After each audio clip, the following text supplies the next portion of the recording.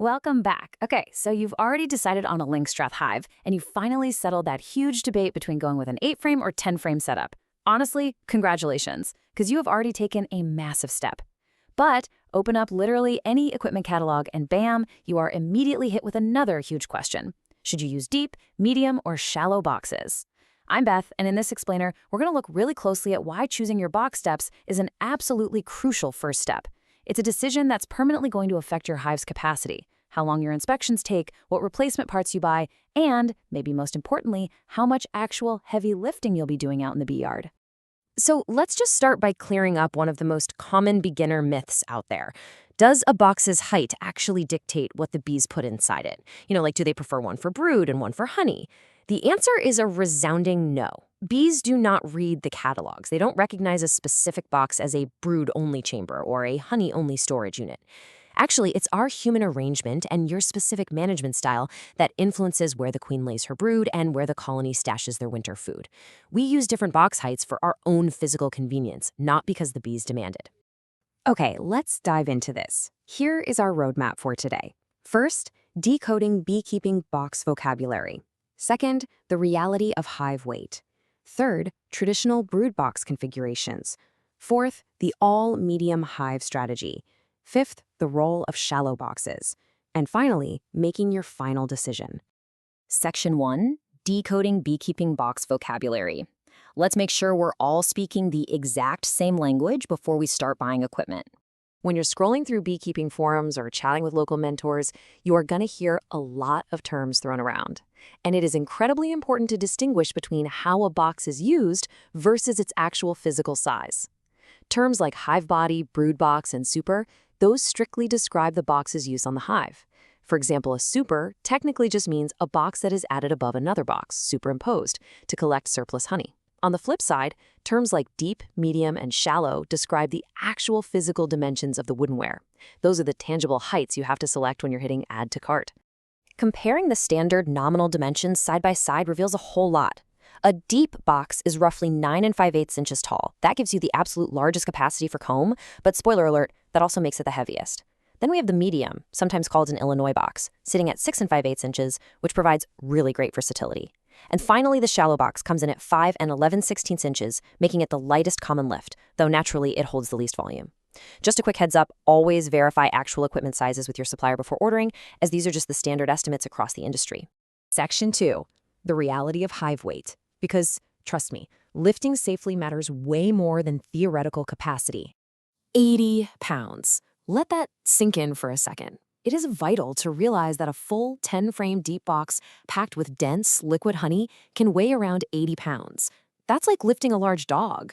For a vast majority of people, lifting that much weight from chest height while leaning awkwardly over a hive is completely unsafe for one person. A deep frame carries a huge area of comb, and when the bees fill that whole thing with honey, the weight accumulates incredibly fast.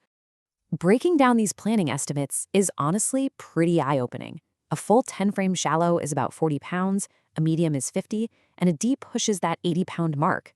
Even if you're in an 8-frame setup, you are still looking at roughly 32 pounds for a shallow, 40 for a medium, and 64 for a deep. The crucial takeaway here, a medium box might be roughly 2/3 the height of a deep, but a 50-pound medium is still a very substantial heavy lift. Lighter definitely does not mean light. And this is exactly why you must plan conservatively right from the start. Please, do not choose your apiary configuration based on what you can lift one time with perfect form straight from the floor of a climate-controlled gym. Hive work is an entirely different beast. You are dealing with awkward reaches over an open colony, uneven ground, the intense heat of summer, thick protective clothing, twisting motions, and repeated lifts throughout an entire inspection. Your safety absolutely has to come first. Section 3, traditional brood box configurations. Let's look at how we actually stack these setups in the real world. So 2 of the most traditional setups you're going to encounter are 2 deeps and a deep plus a medium. Running 2 deeps is widely recognized across the country, especially in regions that require massive winter stores. It provides this huge continuous calm area on fewer frames, which mentors absolutely love. However, the trade-off is that the upper deep can be a brutal, demanding lift during your inspections. On the other hand, using 1 deep on the bottom with a medium on top gives you more volume than a single deep, while keeping that upper box a bit lighter. But there's a catch. Because the boxes are different heights, their frames are not interchangeable. You literally cannot smoothly move a deep frame up into your medium box without leaving a huge amount of excess comb hanging out the bottom. Section 4, the all-medium hive strategy. Let's talk about simplifying your inventory to avoid that heavy lifting entirely. For a lot of beekeepers, the all-medium system is literally a logistical dream. In this setup, you generally use 3 medium boxes to replace the capacity of 2 deeps. The beauty here is total standardization. Every single standard frame fits into every single box in your entire apiary. If you have drawn comb in a honey super, you can easily reassign it down to the brood chamber if the bees need it. Your inventory, assembly, and storage, dramatically simplified. You're only buying one size of box, one size of frame, and one size of foundation. Plus, every single full box is materially lighter than a deep, which your back will thank you for. But we have to look at this impartially, right? Because there is a hidden operational cost to the all-medium system. To achieve the exact same interior volume for the bees, you just have to use more boxes. And more boxes mean more individual frames to buy, assemble, wire, and inspect one by one. It also means more seams between boxes where the queen can hide or where propolis can build up. And especially if you're using 8-frame width equipment, stacking all those medium boxes means your hive is going to grow significantly taller, much sooner. Ultimately, it becomes a distinct trade-off. Are you willing to increase your repetitive handling to reduce your heavy lifting? Section 5, the role of shallow boxes. Time to explore the lightest lift option on the table. You'll find that shallows are rarely used for the main brood system.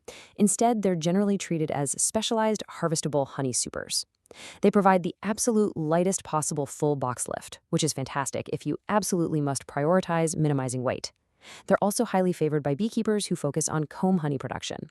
However, and it's a big however, by adding shallows to your apiary, you are introducing yet another separate box and frame size into your inventory.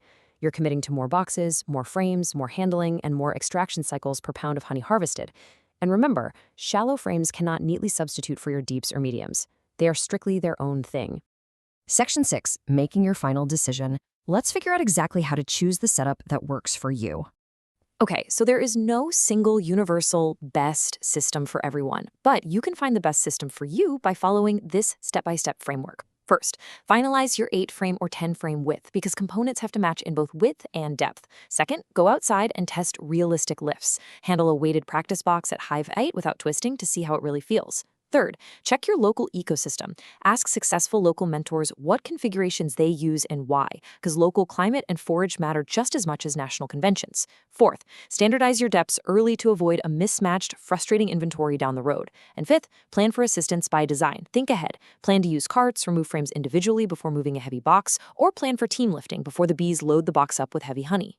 Ultimately, the right answer is the system you can safely lift, confidently maintain, and easily source. But choosing your boxes? That's really just the beginning. The equipment catalogs are absolutely massive and full of shiny gadgets. So, out of all those tools, what beekeeping equipment do you really need to keep your bees alive?